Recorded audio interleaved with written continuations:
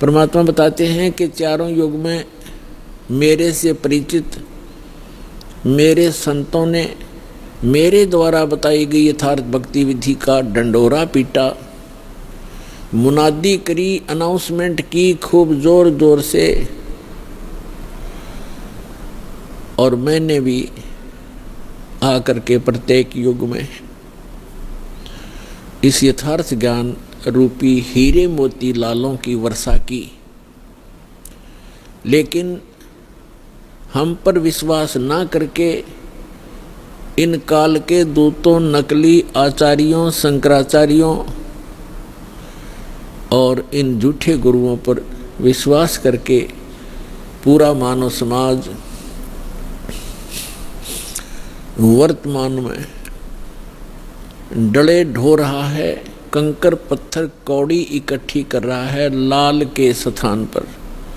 अर्थात यथार्थ ज्ञान और यथार्थ भक्ति विधि ये तो है हीरे मोती और लाल यानी बहुमूल्य, ये है वास्तव लाभ देने वाले। और जो गीता अध्याय नंबर 16 के श्लोक 23 में कहा है कि शास्त्र विधि को त्याग कर जो मनमाना आचरण करते हैं, मनमानी पूजाएं करते हैं जो शास्त्रों में सदग्रंथों में विद्यमान नहीं है, तो उनको न तो कोई सुख होता है, न उनको कोई सिद्धि प्राप्त होती है, और न ही उनकी गति होती है, अर्थात व्यर्थ, यूजलेस।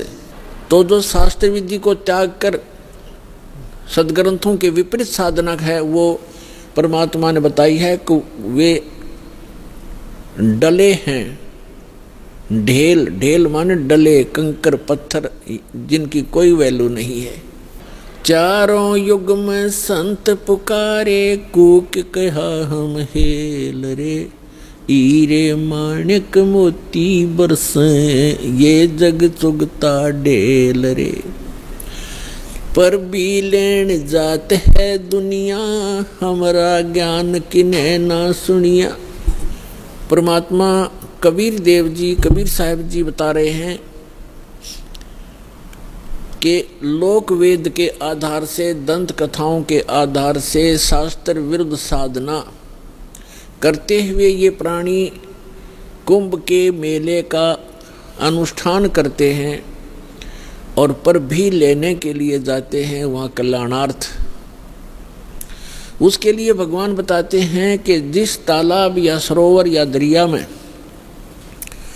आप स्नान करने जाते हो, कोई पर भी निर्धारित करके, आपसे पहले वहाँ उस तालाब में, सरोवर में, उस दरिया में मेंढक, मछली और बहुत से कीड़े मकोड़े पहले से विद्यमान होते हैं, जीव जंतु, और वो तो सदा ही उसके अंदर नहाते हैं, क्या उनका कल्याण हो जाएगा?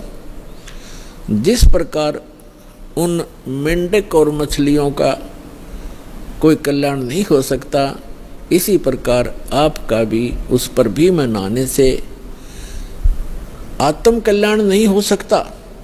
आत्म कल्याण होगा अपनी सदग्रंथों श्रीमद् भगवद गीता में वर्णित विधि और उसके अनुसार की गई साधना से। और वो साधना केवल परमात्मा ही बताते हैं, क्योंकि श्रीमद् भगवद गीता में जो गीता ज्ञान दाता है वो केवल अपने स्तर की भक्ति ही बता रहा है। और पूर्ण मोक्ष यदि चाहिए अर्जुन, किसी भी भक्त को अर्जुन के माध्यम से सर्व मानव समाज को संदेश दिया गया, तो उसको चाहिए कि वो तत्वदर्शी संत की खोज करे और फिर उस परमेश्वर की शरण में जावे, उसके तत्वदर्शी संत के बताए अनुसार साधना करके उस परमेश्वर की शरण में जावे, जहाँ जाने के बाद साधक फिर लौटकर कभी संसार में नहीं आते। और गीता ज्ञानदाता अपनी सतीथि बताता है, अपना सामर्थ्य बताता है कि अर्जुन तेरे और मेरे बहुत जन्म हो चुके हैं, तू नहीं जानता, मैं जानता हूँ। श्रीमद् भगवद गीता अध्याय नंबर 4 के श्लोक नंबर 5 और 9 में श्रीमद् भगवत गीता अध्याय नंबर 2 के श्लोक 12 में, गीता अध्याय नंबर 10 के श्लोक नंबर 2 में गीता ज्ञानदाता स्पष्ट करता है कि अर्जुन, तेरे और मेरे बहुत जन्म हो चुके हैं, तू नहीं जानता, मैं जानता हूं। और अपनी साधना बताते हैं गीता अध्याय नंबर 8 के श्लोक नंबर 13 में, ओम इति एकाक्षरम ब्रह्म व्यवहारन माम अनुसमरन ये प्रयाति तजन देहम स याति परमाम गतिम। गीता ज्ञानदाता ये ब्रह्म है, श्री कृष्ण जी के अंदर प्रवेश करके बोलता है, ये ऐसे ही छल करता है। गीता अध्याय नंबर 4 के श्लोक नंबर 9 में ये स्वयं कहता है कि मेरे कर्म और जन्म दिव्य हैं, अलौकिक हैं। तो ये इसके कर्म हैं। गीता अध्याय नंबर 7 के श्लोक नंबर 24-25 में स्वयं स्वीकार करता है कि अर्जुन, मैं अपनी योग माया से छुपा रहता हूँ, मैं कभी किसी के समक्ष अपने यथार्थ रूप में नहीं आता। और ये मूर्ख लोग जन समुदाय मुझे कृष्ण रूप में, व्यक्ति रूप में आया हुआ मान रहे हैं। मैं कृष्ण नहीं हूँ। भूत की तरह, प्रेत की तरह बोल रहा था उसके अंदर कि मैं कृष्ण नहीं हूँ, मैं तो अपनी योग माया से छुपा रहता हूँ। गीता अध्याय नंबर 11 के श्लोक नंबर 32 में कहता है कि अर्जुन, मैं काल हूँ और अब मैं परिवर्त होया हूँ, अब आया हूँ। श्री कृष्ण जी तो पहले विद्यमान थे, उन्होंने पहले कभी अपने आप को काल नहीं कहा और उसके बाद फिर कभी अपने जीवन में अपने आप को काल नहीं कहा। ये काल है, इसको ब्रह्म भी कहते हैं, सरपुरुष भी कहते हैं, सरब्रह्म भी कहते हैं, ज्योत स्वरूपी निरंजन भी इसी को कहते हैं। तो ये कहता है कि मेरा तो एक ओम मंत्र है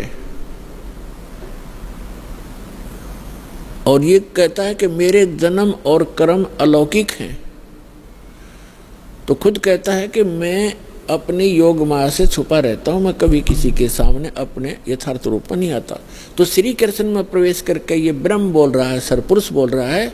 8वें अध्याय के 13वें श्लोक से भी स्पष्ट हो जाता है, ओम इति एकाक्षरम ब्रह्म व्यवहारन माम अनुसमरण।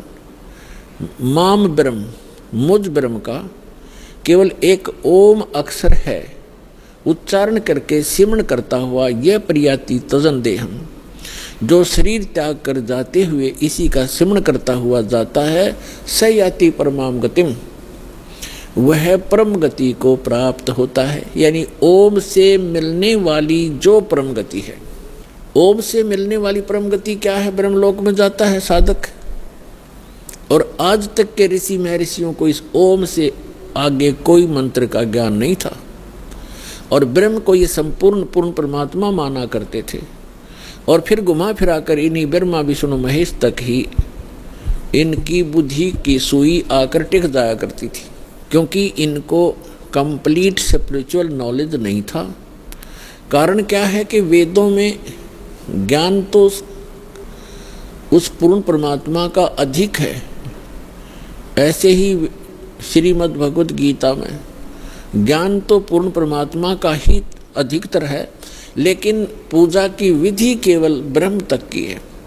और गलती से इन ऋषि महर्षियों ने सतगुरु के अभाव से इस ब्रह्म को पूर्ण परमात्मा भी कह दिया, इसको पूर्ण ब्रह्म भी कह दिया, इसी को पूर्ण ब्रह्म मान लिया ब्रह्म को, जबकि ये स्वयं स्वीकार करता है कि वो परम अक्षर ब्रह्म तो कोई और है, मुझसे भिन्न है और उसकी साधना करने से पूर्ण मोक्ष होता है।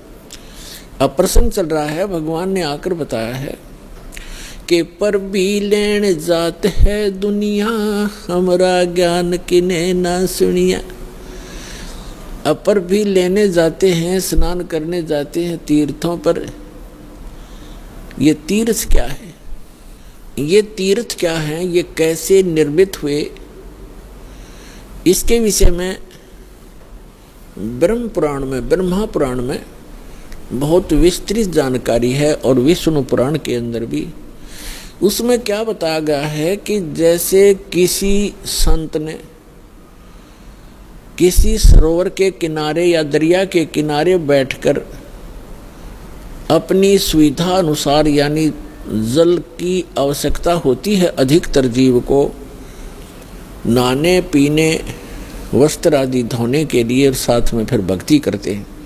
उनके किनारे बैठकर के उन्होंने अपने अनुष्ठान किए, जैसे भी उनको गुरु मिले, जैसा भी वो अध्यात्म मार्ग से परिचित थे, उस आधार से उन्होंने वहाँ भक्ति करी बैठ के।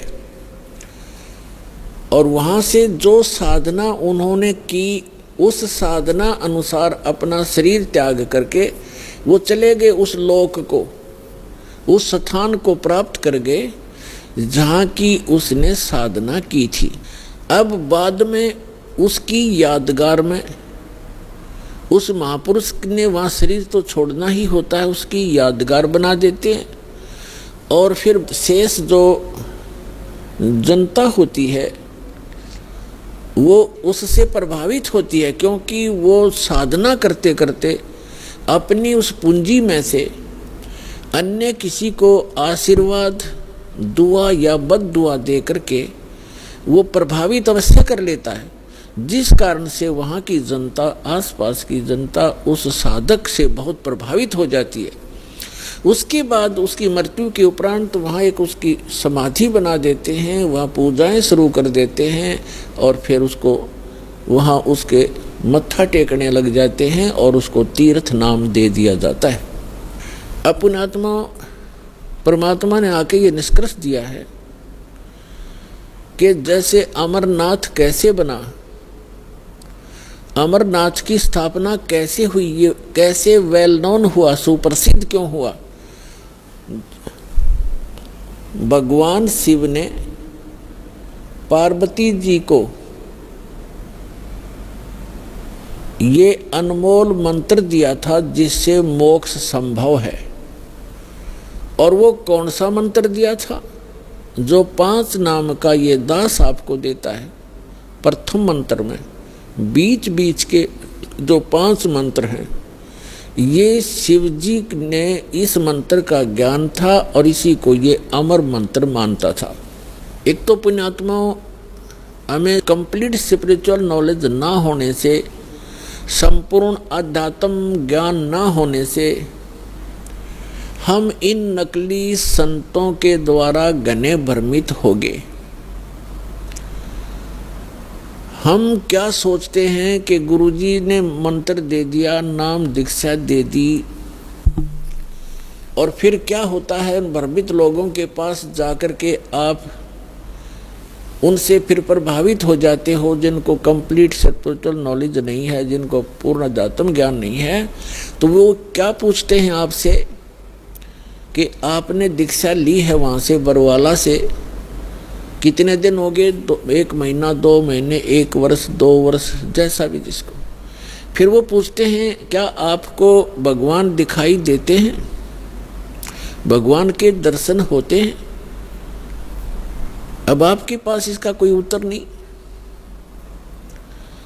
तो पुण्यात्माओं, कहने का भाव ये है कि दास जो आज प्रसंग आपके समक्ष स्पष्ट करना चाहता है, एक विषय स्पष्ट करना चाहता है कि परमात्मा की प्राप्ति, मोक्ष की प्राप्ति परमात्मा के दर्शन से नहीं, उस परमात्मा के मंत्र से होती है।